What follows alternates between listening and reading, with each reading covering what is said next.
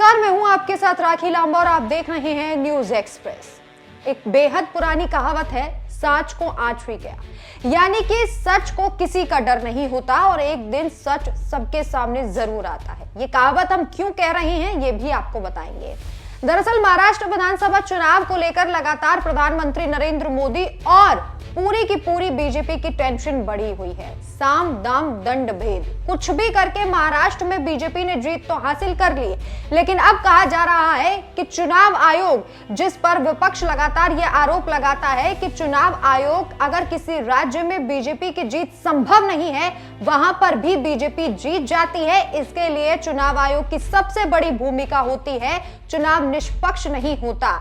जो ये आरोप हैं ये विपक्ष की तरफ से लगाए जाते हैं। अब इन्हीं आरोपों को लेकर चुनाव आयोग और बीजेपी घिरती हुई नजर आ रही है।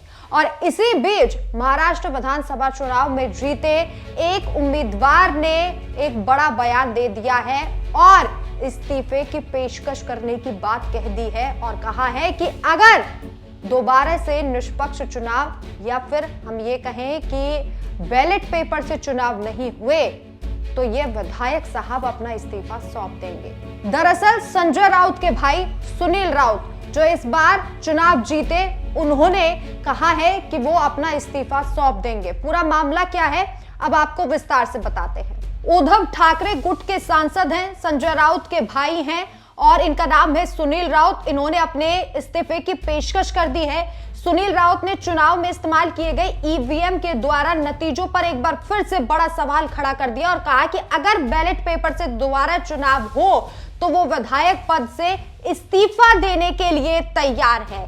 ये भी जानकारी दे दे कि संजय राउत के भाई सुनील राउत विक्रोली से विधायक है और उन्होंने सोशल मीडिया पर पोस्ट करके अपनी चुनावी जीत पर सवाल खड़े कर दिए हैं। सुनील राउत ने सोशल मीडिया अकाउंट पर एक पोस्ट साझा किया है। यह पोस्ट उन्होंने मराठी में लिखा है, लेकिन हिंदी में इसका मतलब क्या है वो आपको बताएंगे। और नीचे उन्होंने लिखा है कि दूध का दूध और पानी का पानी हो जाएगा।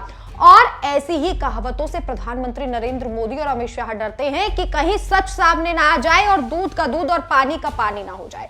आपको बताते हैं कि आखिर सुनील राउत ने अपने पोस्ट में ऐसा क्या लिखा कि मोदी और शाह और चुनाव आयोग सख्ते में आ जाएंगे। उन्होंने लिखा, महाराष्ट्र के नतीजे अविश्वसनीय है। निर्वाचन क्षेत्र में कम से कम 40,000 से 50,000 वोटों के अंतर से जीतना चाहिए था, लेकिन केवल 16,000 वोटों के अंतर से जीत मिली। सुनील राउत ने दावा किया है कि विक्रोली विधानसभा सीट के हजारों मतदाताओं को भी महाराष्ट्र चुनाव के नतीजे अस्वीकार्य हैं। विधायक की मांग है कि अगर चुनाव बैलेट पेपर से होंगे तो वो अभी इस्तीफा देने के लिए तैयार हैं। उन्होंने पोस्टर में लिखा, अब दूध का दूध और पानी का पानी होने दो। तो आपको बता दें कि महाराष्ट्र विधानसभा चुनावों के नतीजे इस बार हैरान कर देने वाले सामने आए।